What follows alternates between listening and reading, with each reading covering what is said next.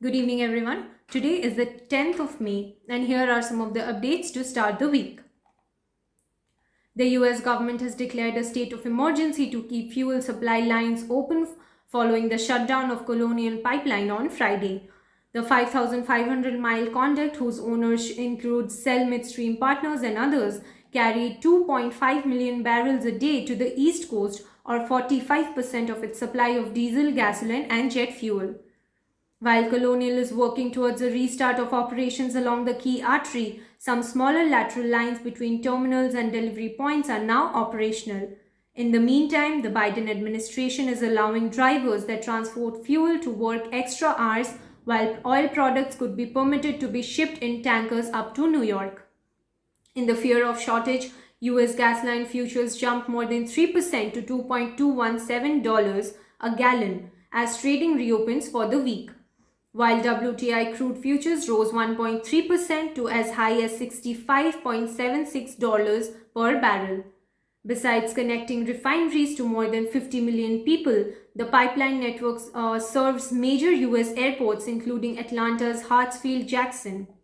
While the US Department of Energy could tap its reserves of 1 million barrels of diesel fuel in the Northeast, it's little more than a band aid, Clearview Energy Partners said in a research note. The attacks are here to stay, and we have to work in partnership with businesses to secure networks to defend ourselves against these crimes, Commerce Secretary Gina Raimondo told CBS's Face of the Nation. The hack could also give renewed impulse to Biden's $2.3 trillion infrastructure plan. The new week is starting with some familiar investing trends as cyclicals look poised to notch modest gains this morning with tech on the back foot. Dow futures are ahead by 0.3%, while contracts linked to Nasdaq are off by 0.3%, and S&P 500 is hugging the flat line. The bet known as the reflation trade would see stocks more sensitive to economic cycle outperform their peers as businesses reopen following the coronavirus pandemic. Not everything is rosy on the economic foot. Data on Friday showed the US job reports rose by 266,000 in April, trailing estimates for a 1 million jump, marking a huge miss by economists and raising question over what data they are using.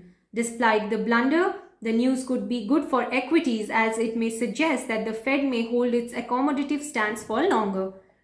Treasury Secretary Janet Yellen weighed in by saying the report underscores the long haul climb back to recovery, but still represents continued progress.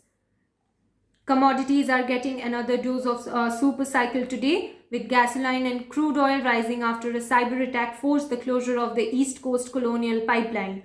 Iron ore futures and copper also jumped to fresh records before a CPI report this week that is forecast to show US prices rising further in April. Meanwhile, a slew of Fed speakers will discuss the recent price trends this week, as well as how inflation could affect monetary policy and economic growth. Dogecoin shed as much as 46% after trading as high as $0.74 before Elon Musk's appearance on Saturday Night Live.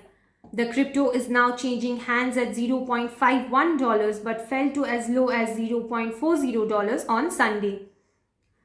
Musk has a history of comments that can influence stocks, markets, and crypto, and as were expected, similar outsized moves after his role on the late night comedy sketch. The fun didn't stop overnight as Musk tweeted SpaceX would launch a satellite named Doge 1 to Moon in 2022, all funded by the Dogecoin.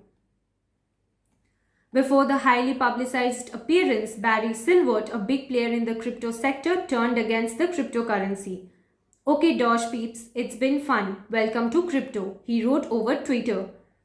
But the time has come for you to convert your Doge to BTC. Disclosure, we have gone short Doge. Silbert founded the Grayscale Investment, which runs the popular Grayscale Bitcoin Trust, as well as the digital currency group, which owns CoinDesk. Cathie Wood is in spotlight over her recent market returns as well as her dealings with Archegos Capital Management. The flagship ARK Innovations ETF which focuses on high-flying growth stocks, is off by 12% so far this year and has retreated more than 31% from its mid-February high as a rise in the US Treasury yields and economic reopenings lead investors away from the sector. Just to note, ARKK still remains up nearly 94% over the last 12 months, a move that propelled Wood into an elite club of notable stock pickers. Here's what she's saying. I love this setup, she told CNBC following the sharp sell-off in Tesla, Shopify and other holdings in ARK's ETFs.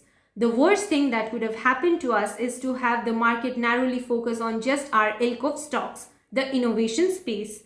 She also reiterated her 5-year time horizon and now expects her strategies to produce a 25% to 30% compounded annual returns, up from 15% forecast in February.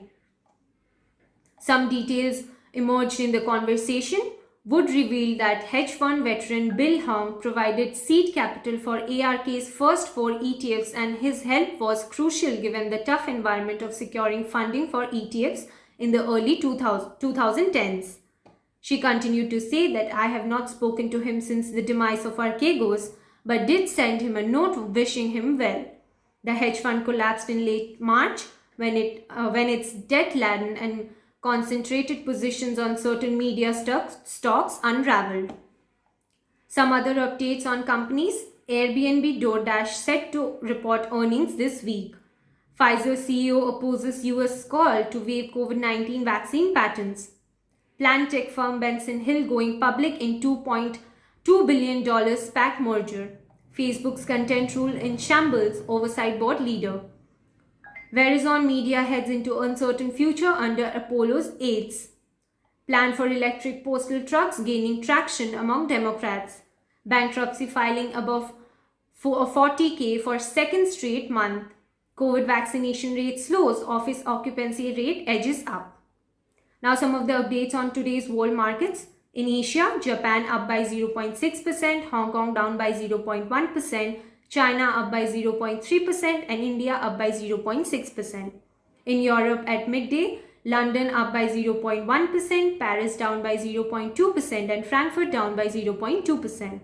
In the futures market, Dow up by 0.3%, S&P flat, Nasdaq down by 0.3%, crude up by 0.4% to $65.18, gold up by 0.3% at $1,837.10, Bitcoin up by 0.4% to 58,033. 10-year Treasury yield flat at 1.58%. Today's economic calendar includes at 8:30 a.m. Fed's Evans's interview, at 12:30 p.m. Investor Movement Index, and at 2 p.m. Fed's Evans's Economic Conditions and Monetary Policy. That's all for today's updates. Thank you.